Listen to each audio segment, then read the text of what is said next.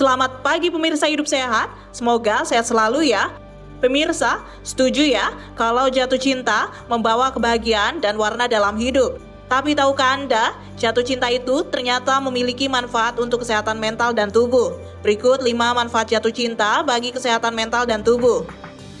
Manfaat jatuh cinta pertama ialah dapat menurunkan tingkat stres.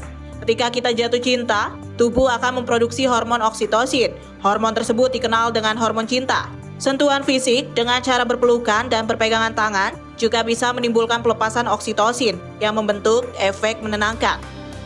Kedua, meningkatkan kebahagiaan. Cinta dapat memicu pelepasan pada dopamin yang merupakan neurotransmitter yang terkait pada perasaan senang.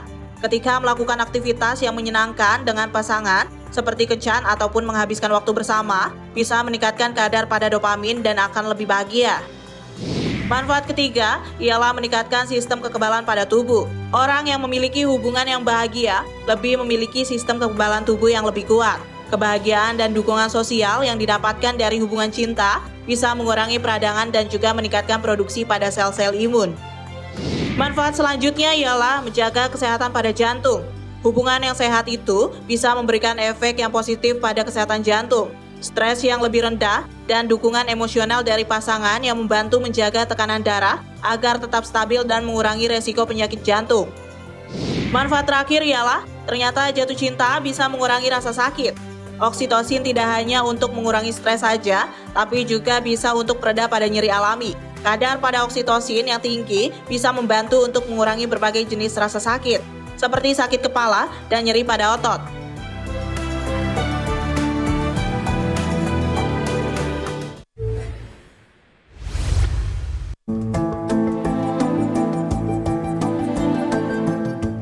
Pemirsa, sosial media belakangan ini sedang dihebohkan berbagai kasus perceraian dari kalangan artis. Namun, tidak hanya dari kalangan ternama, semua orang dengan berbagai latar belakang bisa mengalami perceraian. Perceraian di Indonesia kian menunjukkan tren yang fluktuatif dalam 5 tahun terakhir. Menurut data Badan Pusat Statistik sepanjang 2024, terdapat 399.920 kasus perceraian. Tentu banyak faktor yang menjadi pemicu perceraian. Salah satunya ialah sulitnya menjalin komunikasi yang baik dalam hubungan. Setiap rumah tangga mengharapkan hubungan yang harmonis dan bahagia. Namun tidak bisa dipungkiri terkadang juga permasalahan turut hadir. Tetapi hal tersebut merupakan sesuatu yang wajar terjadi. Keharmonisan dalam sebuah hubungan merupakan tanggung jawab keduanya, baik suami ataupun istri. Komunikasi yang baik adalah fondasi dari setiap hubungan. Namun, terkadang kita menghadapi situasi di mana pasangan kita sulit untuk diajak berkomunikasi. Hal ini bisa menjadi sumber frustasi dan konflik dalam hubungan. Lantas, bagaimana cara mengatasi sulit berkomunikasi dengan pasangan? Simak penjelasan selengkapnya bersama psikolog Sani Budianti di Studio Hidup Sehat pagi ini.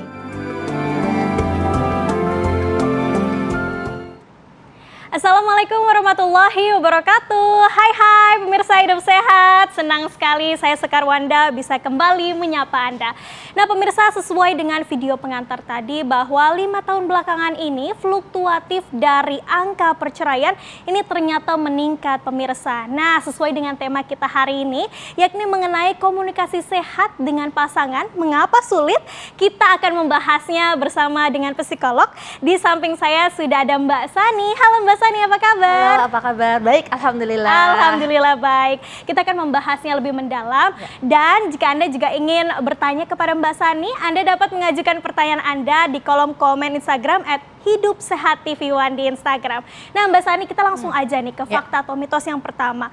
Berbeda pandangan dengan pasangan yang berlangsung terus-menerus akan merusak mental dan juga psikis pasangan. Ya, itu fakta atau mitos? Fakta Ya, aduh kenapa tuh Mbak? Iya, jadi memang komunikasi itu kan harus dilandasi memang dengan kompromi dulu kali ya. Jadi berbeda itu sebenarnya wajar, tapi perbedaan yang terus-menerus tanpa ada kompromi dan kesepakatan itu akan menimbulkan rasa tidak searah, tidak satu visi. Yang akhirnya berbeda pendapat, berbeda jalan, dan akhirnya yang menuju kepada kecekcokan tadi. Makanya kalau sekarang menyedihkannya di tahun 2025 ini kasus perceraian itu meningkat loh. Sudah 300.000 lebih kan dari data yang diperoleh.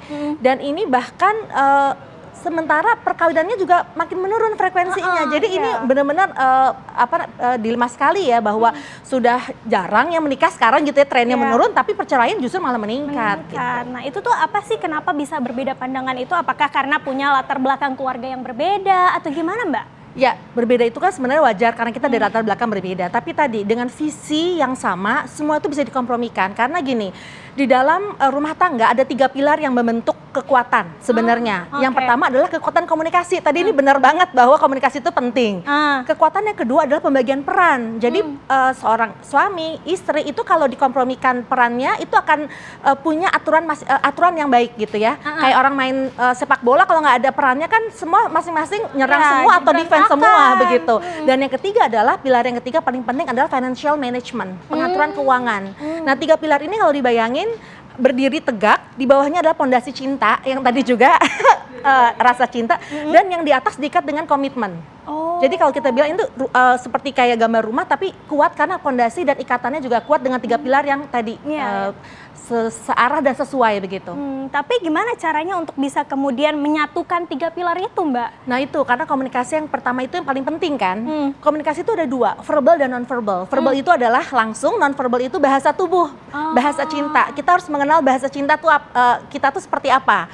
Apakah kita attachment, apakah memang ada service gitu ya dan sebagainya. Nah itu kita harus kenali dulu diri kita, baru kita bisa mengekspresikannya melalui kegiatan sehari-hari. Misalnya gini, suami yang senang dipeluk, ya kita harus peluk gitu. Atau istri yang suka diafirmasi gitu ya, kayak apa, diapresiasi, ya udah diberikan. Jadi supaya terfulfill needs-nya. Karena kebutuhan yang tidak terfulfill akhirnya jadi nggak tercukupi terus dan menimbulkan akhirnya konflik. Makanya komunikasi yang tepat ketika needs-nya terpenuhi. Nah Mbak, ini ada fakta atau mitos lagi nih. Meremehkan atau tidak terbuka dengan pasangan dengan dalam hal finansial ini dapat memicu kompetitif dan konflik dalam rumah tangga dan juga jadi hilang kepercayaan Mbak. Fakta atau mitos? Fakta. Bahkan ini kan pilar ketiga tadi ya, financial management gitu kan. Jadi justru banyaknya perceraian salah satunya adalah karena masalah ekonomi. Bukan berapa banyaknya besarnya uang atau kurangnya uang, tapi bagaimana pengaturannya.